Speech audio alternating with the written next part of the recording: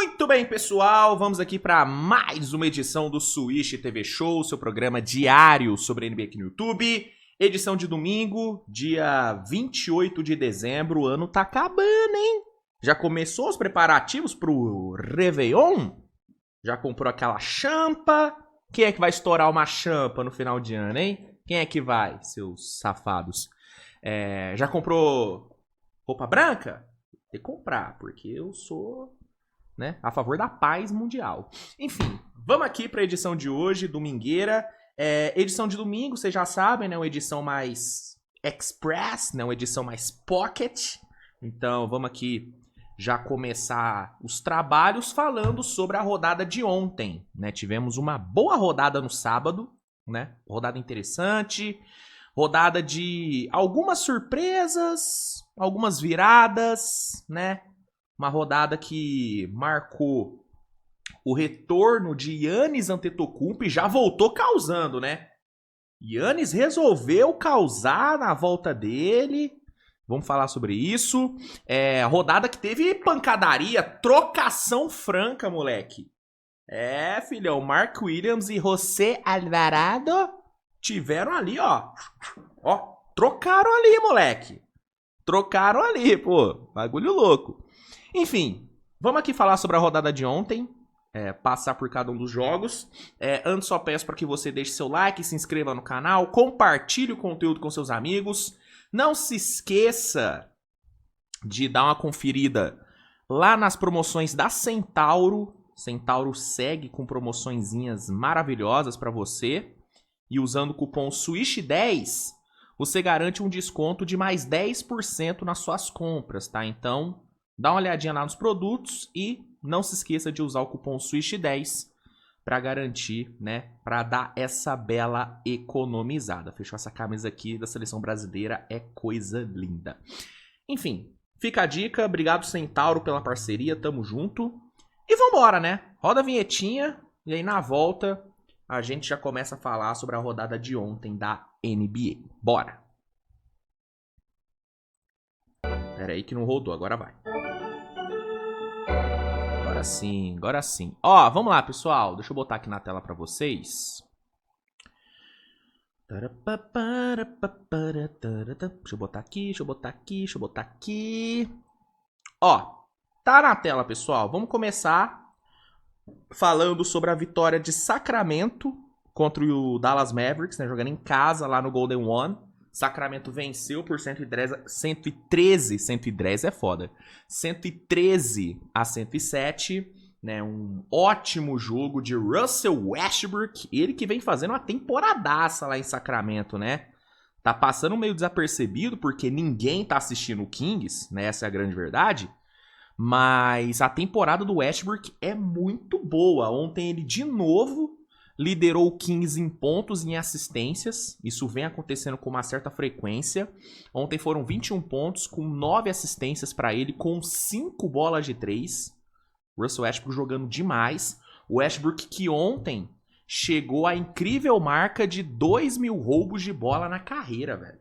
Uma marca importante. Poucos jogadores conseguiram isso na carreira. E o Russell Westbrook conseguiu ontem. O Westbrook que soma na carreira números inacreditáveis, né? Um jogador que tem 26.649 mil pontos na carreira, 8.889 rebotes, 10.149 assistências e 2.000 roubos de bola, cara. É surreal. É surreal quando você para pra analisar a carreira do Westbrook.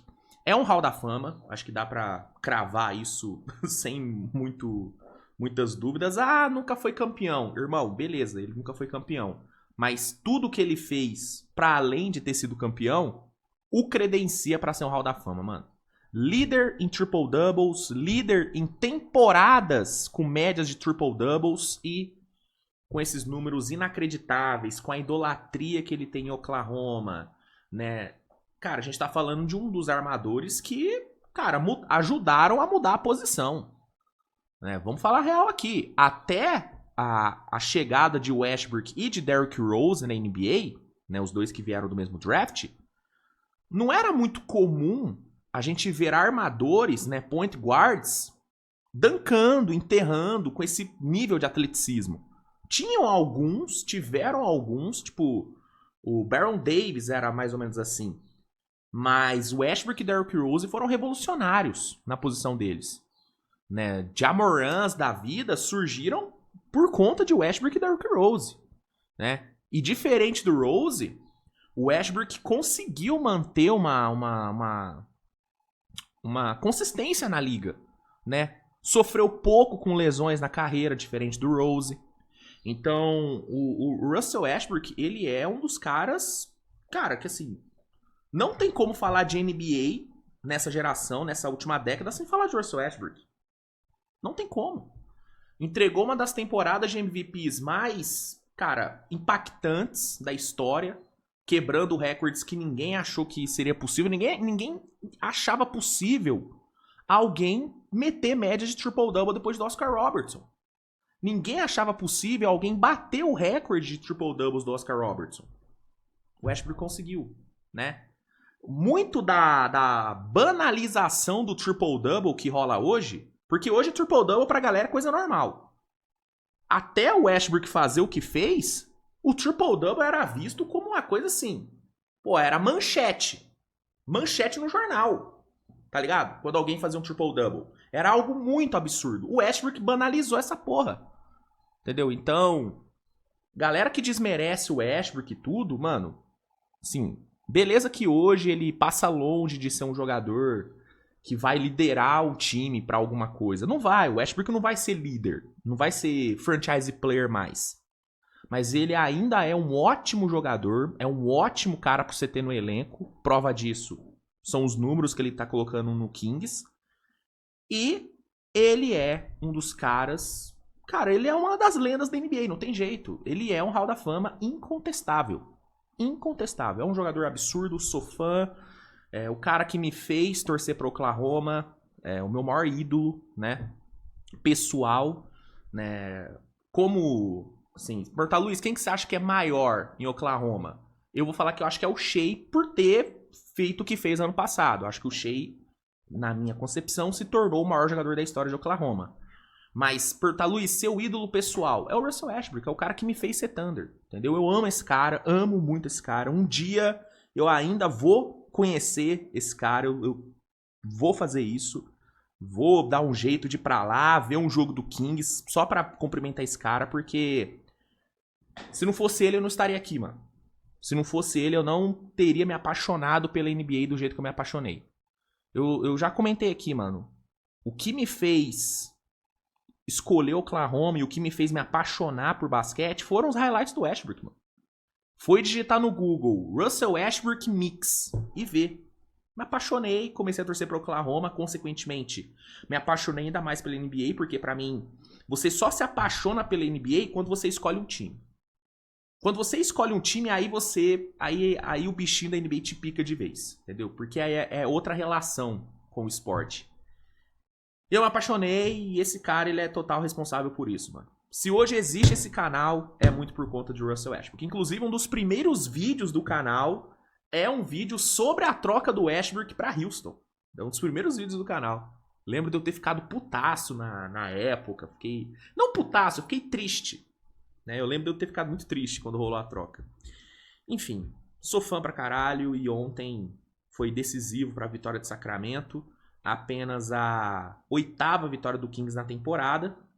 Pelo lado do Dallas, destaque para Cooper Flagg, que fez 23 pontos. Chegou, né, a comandar um esboço de reação de Dallas no jogo, mas acabou não sendo suficiente para evitar a 21ª derrota de Dallas na temporada.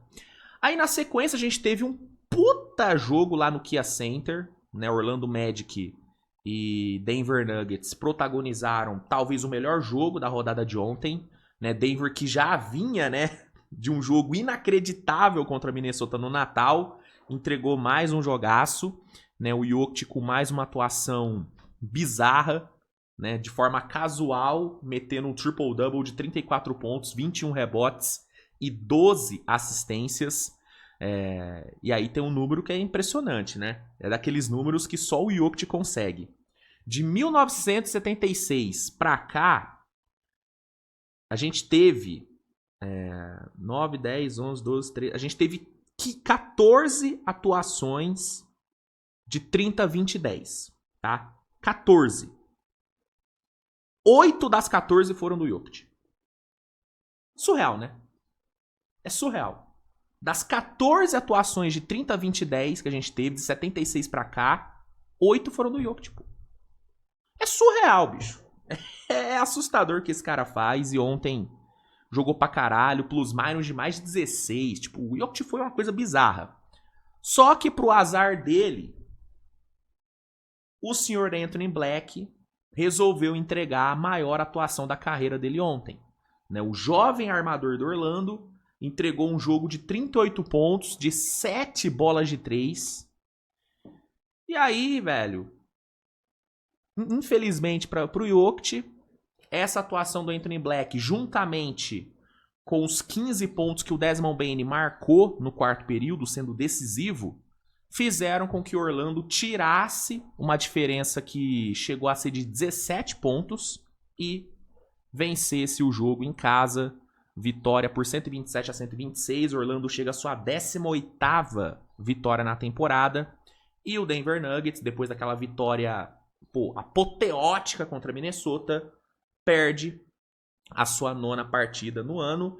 Denver teve a chance de vencer na última bola, né? O Jamal Murray conseguiu ali o último arremesso, mas acabou que a bola não caiu e Denver não conseguiu garantir mais uma vitória. Denver que vai ficar sem o... Eu cheguei a falar sobre a lesão do Cam Johnson? Acho que cheguei a falar já, né? Que ele vai ficar fora por um tempão. Enfim, não sei porque que me veio na cabeça o Cam Johnson.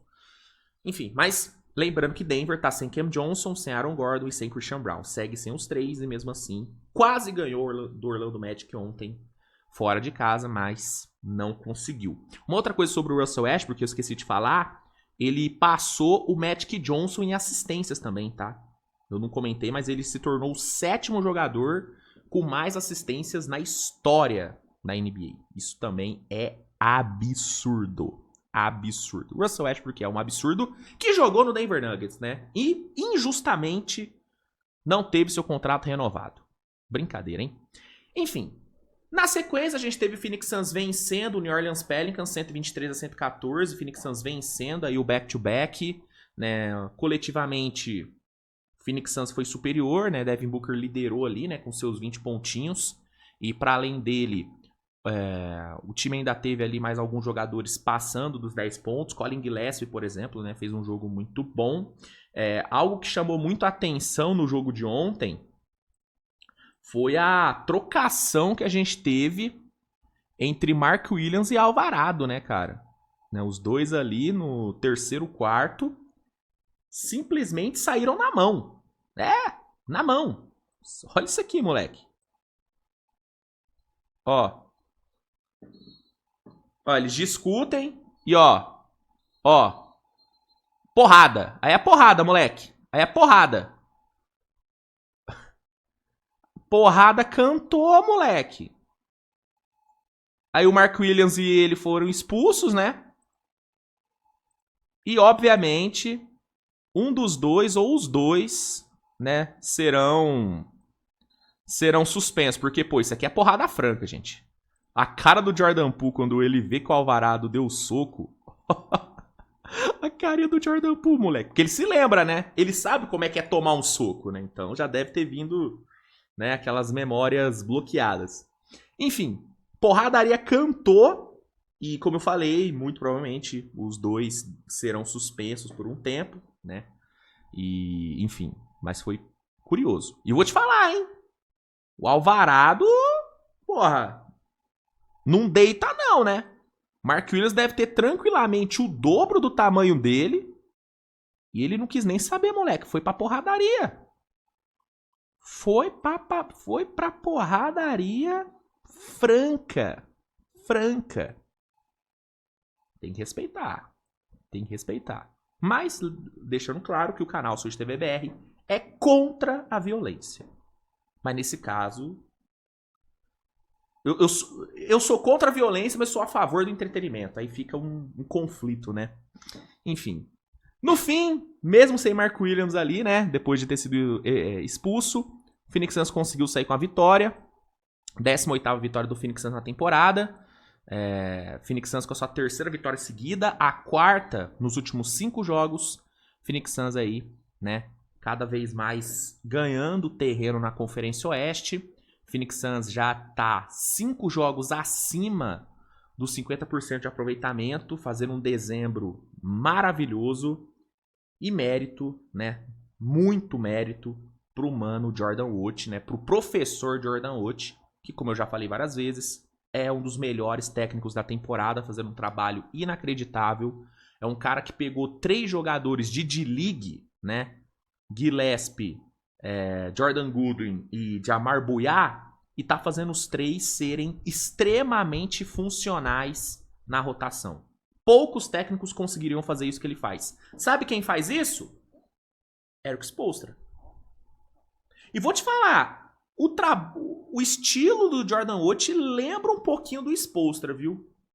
Eles têm algumas semelhanças. Inclusive, talvez até eu faça um vídeo sobre isso, comparando os dois. Porque eu consigo enxergar bastante semelhanças entre os dois. Enfim, ótimo técnico, fazendo um ótimo trabalho. Resultado tá aí. Sem Big Three, sem time estrelado, Phoenix Suns está sendo um dos times mais competitivos da NBA nessa temporada. Isso tem muito valor. Muito valor. Pelo lado do Pelicans, que perdeu seu 25º jogo, destaque para o Derek Queen. 21 pontos e 11 rebotes para o novato. Acabou não sendo suficiente. Aí a gente teve o Knicks vencendo, né, a equipe de Atlanta fora de casa, jogando lá lá no State Farm Arena. O New York Knicks venceu por 128-125. O jogo começou muito bem dominado por Nova York, né? Muito domínio nos rebotes, né? Atlanta totalmente inimigo dos rebotes. Não é à toa que o Anthony Davis está sendo muito especulado por lá, porque o time precisa de garrafão, precisa de pivô. Sofrendo muito nos rebotes, o Knicks conseguindo dominar, o Towns fazendo um puta de um jogo e tal, né? O jogo tava sendo bem controlado. Só que aí no segundo tempo a Atlanta conseguiu dar uma revivida na base do ataque, conseguiu dar uma encostada. Mas aí, né, o Jalen Brunson apareceu muito bem na reta final, o Anunoby conseguiu algumas big plays defensivas no final, inclusive um roubo de bola fundamental contra o Jalen Johnson ali no finalzinho do jogo. E aí, né, na raça, o Knicks saiu com a vitória, 128-125. Knicks chegando à sua 21ª vitória na temporada, né? 21ª vitória.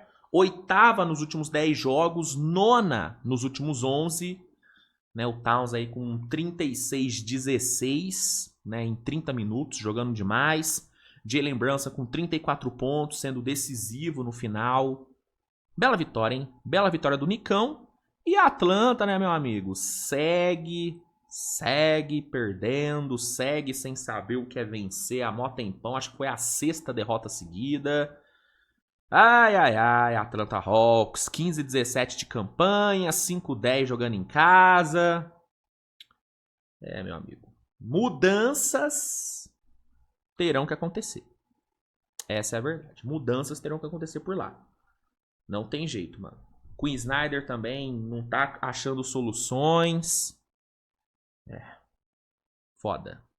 Eu, como grande entusiasta desse time de Atlanta, tô bem decepcionado com o que esse time vem apresentando nesse mês de dezembro, cara. Mês de dezembro horroroso de Atlanta. Atlanta venceu 2 jogos nesse mês, cara. Surreal, bicho. Surreal. Vamos ver, né? Se vai pintar o Anthony Davis por lá. Eu acho que o Anthony Davis ajudaria demais esse time. Muita coisa. Eu sou a favor. Vamos ver, né? Bom, seguindo, Miami Heat, né, voltando a vencer jogos seguidos, né, jogando em casa, venceu o Indiana Pacers 142-116. Vitória, né, bem tranquila assim para Miami, né? Não foi um jogo que Miami teve que suar muito para vencer. Destaque para o trio Wiggins, Jaime Hawks e Norman Powell, os 3 passando dos 20 pontos. 23 para o Norman Powell, 28 para o Jaime Hawks, 28 para o Andrew Wiggins. Miami fica 17-15 na temporada, enquanto o Pacers segue aí, né, em busca da pick 1 do draft, perdendo seu 26º jogo. Vou te falar, viu? Esse Pacers, com uma pick top 3 ano que vem, esse time volta a brigar no leste. Vamos imaginar esse Pacers com... Vamos pensar no melhor cenário. Pacers pega a pick 1, pega o AJ de Banza, tem a volta do Haliburton, adiciona um pivôzinho na free agency, um pivôzinho mais ou menos. Esse Pacers vem pra deitar o bigode no leste, viu? Não é má ideia o Pacers tancar nessa temporada não, viu? Eu sei que o plano inicial não era tancar, mas, cara, fim de dezembro, 6,26 de campanha, irmão, taca o foda-se, tanca o resto da temporada, inventa uma lesão do Siakam aí e vai em busca da pick 1, cara, porque esse Pacers com uma pick 1, ou até uma pick 3, tipo um Kem Boozer, cara, esse Pacers vem forte ano que vem, viu? Muito forte. Eu faria isso se fosse Indiana. Eu faria isso. Bom, aí a gente teve o Bucks voltando a vencer, né? O Bucks tendo a volta do Giannis, né? Ficou fora por mó tempão, teve o seu retorno ontem. E, assim como é de praxe na temporada, se tem Giannis jogando, o Bucks vence, né? O Bucks sem Giannis Antetokounmpo tem uma campanha de 3-11 sem ele. Com ele, 10-8. Ou seja, Giannis enquadra, a chance do Bucks de vencer aumenta muito. E ontem foi o que aconteceu, né? Jogando fora de casa, no United Center, o Bucks venceu por 112-103. O Giannis foi o grande nome do jogo, 29 pontos para ele, 10 de 15 nos arremessos, isso em 25 minutos, né? Tendo minutagem reduzida, mas mesmo assim foi completamente decisivo para a vitória. E no fim, né, o Giannis acabou chamando a atenção por ter dado uma dunk, né? Uma windmill ali, com o jogo já encerrado, né, cara? Deixa eu pegar aqui o lance pra vocês. Cadê? Aqui, ó. Ó. Aqui o jogo já tinha acabado, né? O Bucks já tinha garantido a vitória. Segundos finais da partida, e o Giannis simplesmente me puxa uma windmill com o jogo encerrado. Aí, obviamente, os jogadores do Bulls ficaram putos, foram pra cima, tentaram arrumar treta.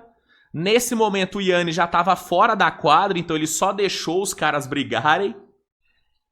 E no fim do jogo ele deu uma declaração, meio que se explicando e tal. Uma explicação que eu vou te falar um negócio. Cara, papinho furado. Ele falou o seguinte, ó, abre aspas. Nós estamos em 11º no leste. Precisamos continuar encontrando nossa identidade. Se isso significa entrar em uma confusão, que seja. Não somos os campeões. Por que deveríamos deixar o relógio correr? Ter respeito e fazer fair play? Estamos lutando pelas nossas vidas no momento. Estou na liga há 13 anos. Se continuarmos perdendo, provavelmente metade do time não estará mais aqui. Não vamos chegar nos playoffs. E se uma enterrada com windmill for o que precisa acontecer para que todos acordem e entendam que estamos lutando pelas nossas vidas, que assim seja.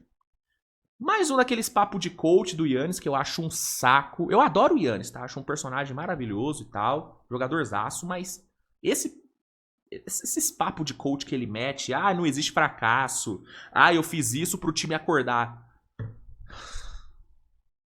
Cara, papinho chato. E eu vou te falar, esse aqui tá com mó cara de que ele fez a enterrada porque ele queria causar. Aí ele chegou no vestiário e quis inventar uma desculpa e meteu essa.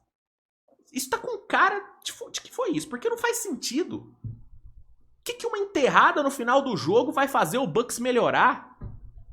Tipo, os jogadores vão inflamar. Cara, porra, Giannis, caralho. Tá ligado? Mano, pra mim foi só babaquice. Pra mim o Giannis só foi babaca, com todo respeito. Só foi babaca. Quis aparecer, quis meter uma dunkzinha ali pra fazer uma graça. Pra mim foi isso que aconteceu. E depois ele tentou arrumar uma justificativa de coach pra justificar a babaquice dele. Pra mim é isso, mano. Mas Luiz, qual que é o problema? Cara, é babaca. Não tem por que fazer isso. O jogo já acabou. Pra que você vai meter uma dunk dessa? Fora de casa ainda, sabe? Sei lá, mano, eu acho meio bobeira.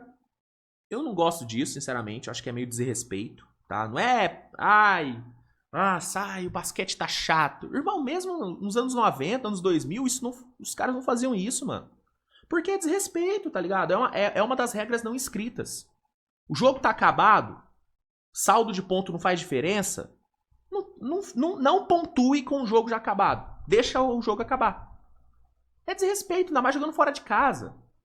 Eu achei babaquice, eu achei totalmente desnecessário e essa justificativa dele, com todo respeito ao Yannis, mas pareceu algo que você inventou quando chegou no vestiário. Você precisava inventar uma desculpa e pensou na primeira coisa que veio na cabeça, que foi isso aí. Puta papo merda e... enfim. Mas venceu, vitória merecida do Bucks, foi melhor, o Yannis jogou pra caralho e... muito bom ver o Yannis de volta. Só não é bom ver esses papos de coach dele, né? Que é sempre um saco, meu Deus do céu. Enfim, vamos lá. Os últimos jogos, rapaziada. A gente teve o Houston Rockets passando o carro no Cavaliers, né, jogando em casa. Houston não tomou conhecimento. Em 3 quartos resolveu a brincadeira, 117-100. Kevin Durant brilhando, né, com 30 pontos, deitando pra cima do Evan Mobley, deitando pra cima do DeAndre Hunter, né? Bizarro que o Kevin Durant tirou esses dois pra merda, né? E aí a gente tá falando de um Mobley que é o atual deploy e o Kevin Durant simplesmente não tomou conhecimento. Uma coisa bizarra que ele fez. Jogou pra caralho. Reed Shepard também fez um ótimo jogo. Gostei muito do jogo do Reed. E, mano, vitória dominante, né? O Houston foi melhor em todos os aspectos, melhor nos rebotes, melhor no perímetro, né? Muito bem na defesa, forçando turnovers, pontuando na transição. Foi um jogaço de Houston, uma atuação excelente. Houston que já vinha de uma atuação muito dominante contra o Lakers, embala mais uma agora contra o Cavaliers. 9º jogo de 30 mais pontos do Durant na temporada. Isso tudo em só 29 minutos, hein? E isso é Kevin Durant. Houston chega à sua 19ª vitória, Cavaliers à sua 16ª derrota. Cavaliers não consegue vencer, cara. É impressionante. E aí a gente teve as duas maiores surpresas da rodada, né, que foram as vitórias de Brooklyn e de Utah. Né, Brooklyn venceu Minnesota lá em Minneapolis por 123-107. Jordi Fernandes, né, fazendo a sua mágica em Minneapolis. Né, Brooklyn ontem praticou um basquete, cara, impecável, assim. Sem sacanagem. Foi um basquete lindo de se ver, cara. Foi muito bonito ver o Brooklyn jogar ontem. O Brooklyn que nas suas noites boas é um dos times mais legais de se ver, cara. A gente acaba não falando muito de Brooklyn porque é um time que não tá competindo de fato, né? Mas pra ver um jogo do Nets. Reassiste esse jogo de ontem. Cara, é muito bonito ver esse time jogar, mano. O Jordi Fernandes, ele é um puta técnico, consegue tirar tudo que dá e tudo que não dá dos jogadores. E ontem contra a Minnesota foi aula. Aula de basquete, mano. Brooklyn não tomou conhecimento da defesa de Minnesota, pontuou de forma, cara, extremamente tranquila. Venceu quase todas as parciais, só perdeu a segunda, só perdeu o segundo quarto. As outras 33-30, 36-23 no terceiro quarto e 25-21 no quarto período. Meteu 123 pontos numa das melhores defesas da liga. Cara, absurdo o que fez o Brooklyn ontem, tá? Michael Porter com mais um jogo de 27 pontos, né? Jogando muito bem. Ontem, Cam Thomas, voltando de lesão, cara, meteu 30 pontos. Jogaço do Cam Thomas. O peladeiro Cam Thomas jogando muito. E que resultado, mano. Baita resultado pra Brooklyn. 7ª vitória dos caras nos últimos 10 jogos. Brooklyn vivendo um momento bom. Inimigo do tanque, né? O Brooklyn Nets, né?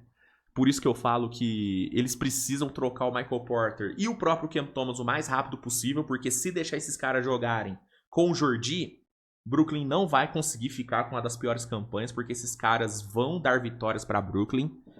E, enfim, é isso, cara. Derrota complicada para Minnesota, né? Mais uma derrota. Perderam no Natal, perderam agora em casa pro Nets.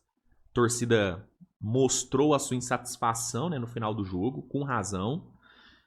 E é isso, cara. Jordi Fernandes deitou pra cima do Chris Finch. É muito mais técnico, né? Vamos falar a verdade? Jordi Fernandes, com menos de 2 anos de NBA, é muito mais técnico do que o Chris Finch, que tá há anos na liga. É bizarro, cara. O Jordi é muito bom, né? Eu sou fã do Jordi, desde a contratação dele eu sempre elogiei muito. Pra mim o Nets mandou muito bem em ter apostado nele. Um cara que já vinha gabaritado com trabalho lá no Canadá. Tá dando muito certo, mano. Um técnico de cabeça jovem, ideias novas, inventivo, corajoso. Eu sou fã, mano. Sou muito fã do Jordi, que lembra muito Pep Guardiola, né? Lembra muito Pep Guardiola. Sou fã, assim como eu sou muito fã de Will Hard. Will Hard, Jordi Fernandes, Jordan Wood são 3 técnicos dessa nova safra que eu gosto muito, cara. Pra mim essa nova safra de técnicos ela é absurdamente boa. E aí você pode colocar Mark Daigneault, que também é dessa nova safra, próprio Mazzulla. A gente vive um período muito fértil de técnicos, né? A gente tem uma nova geração de técnicos aí muito boa. Galera nova aí vindo forte. E ontem foi uma noite maravilhosa para essa nova safra, né? Jordan Wood vencendo mais um jogo, Jordi Fernandes vencendo lá em Minnesota e o Will Hard vencendo o San Antonio Spurs, que passou a pica na cara de OKC 3 vezes, mas não conseguiu vencer o Utah Jazz, hein? Aprende, Oklahoma! Aprende, Oklahoma! Porra! Brincadeira, jogou muito o Jazz ontem, né? Pô, Lauri Markkanen, né, o Walter Clayton, novato, cara, o novato jogou muito, hein? Não errou um arremesso, cara. Novato não errou um arremesso no jogo. Jogou demais o Walter Clayton. E o Suf Nurkic ontem fez um baita jogo. Muito bom jogo. 16-7-6 pra ele ontem.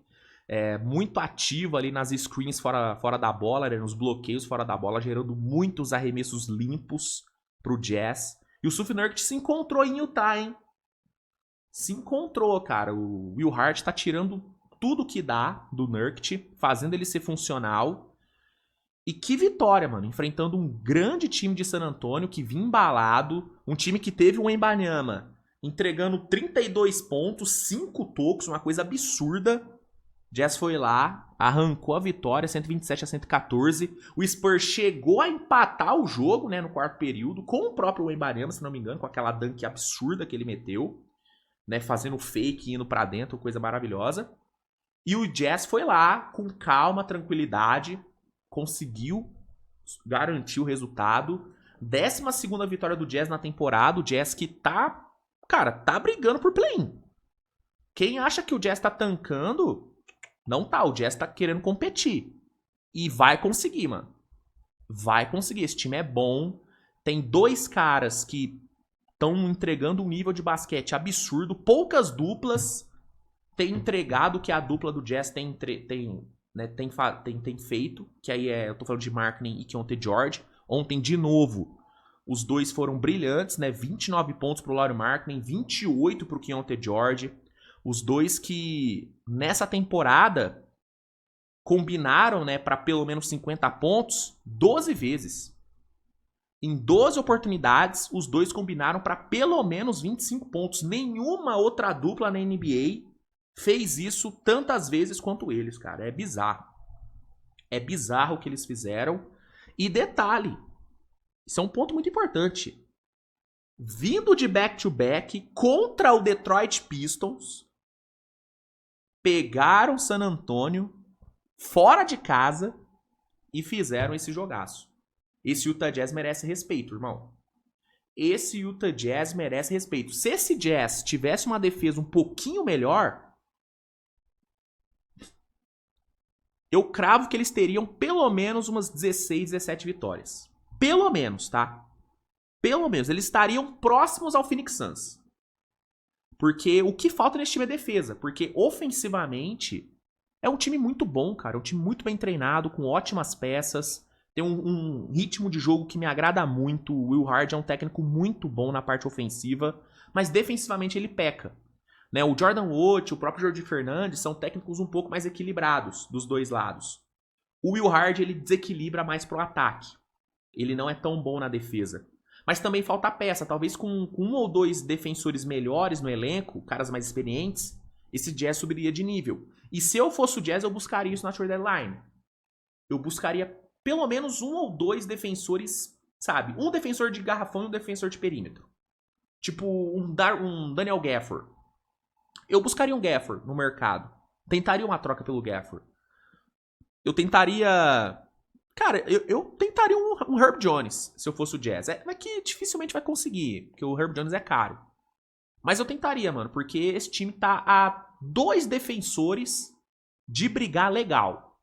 Porque é um time bem treinado, é um time que tem scorers absurdos no Markkanen e no Keyonte George. Keyonte George que...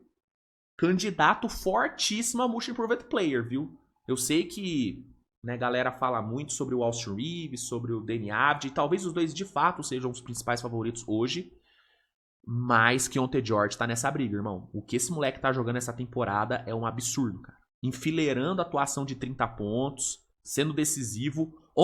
Antes de ontem, ele meteu o Game Winner contra Detroit, pô. Esse time é bom. Esse time é definitivamente bom. E fica a lição pro OKC, né, cara? Fica a lição pro OKC. Aprende. Mas eu vou te falar, cara. Tem... NBA, cara, isso às vezes a galera não entende. NBA é muito sobre encaixe, velho. Alguém tem alguma dúvida de que o Spurs é mais time do que o Utah? Ninguém. É nítido que o Spurs é mais time. Só que o encaixe do jogo ontem foi favorável pra Utah, mano. Foi favorável. Tipo, qual que é um dos defeitos, principais defeitos de San Antonio? Defesa de perímetro. Apesar de San Antonio ter bons defensores de perímetro, muito bons, né? Devin Vassell, Castle, Dylan Harper e tal, são defensores de perímetro bons. Mas San Antonio é um time que normalmente, quando pega adversários que chutam muito bem de 3, San Antonio sofre. O que Oklahoma faz de pior? Arremessar de 3. Então é um jogo que é bom para San Antonio. Porque San Antonio não precisa ficar se preocupando com o perímetro de OKC e pode focar em defender onde melhor defende, que é média e curta distância. Que é onde o OKC normalmente tem a sua maior produção. Então o encaixe do jogo de San Antonio contra o OKC é muito bom para San Antonio.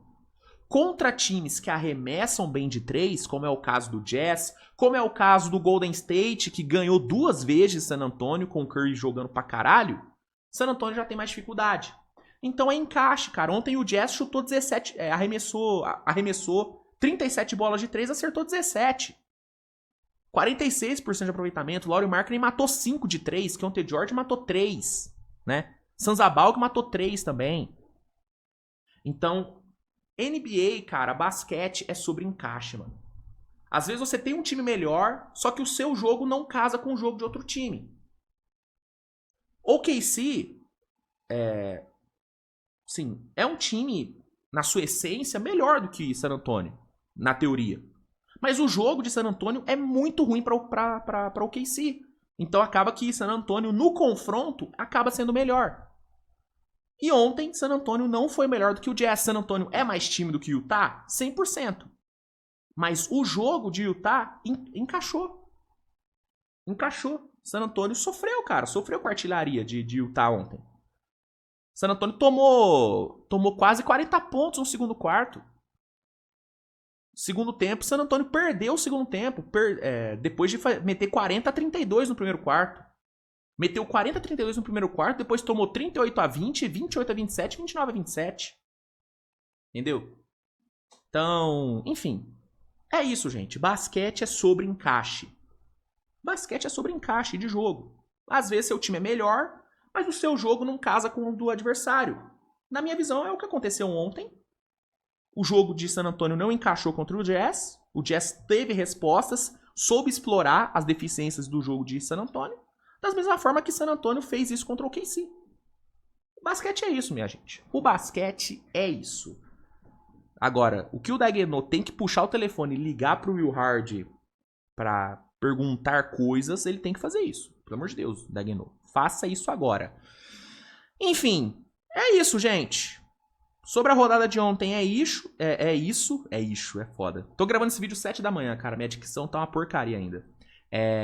A gente se vê mais tarde com mais conteúdo. Hoje a gente volta com os pós-jogos, né? Eu tirei aí um mini recesso nos últimos 2 dias para dar uma descansada, mas hoje a gente volta com tudo, né? Temos aí rodada cheia no domingão. A rodada começa mais cedo, começa às 5h30, né? Então, pós-jogo já começa mais cedo.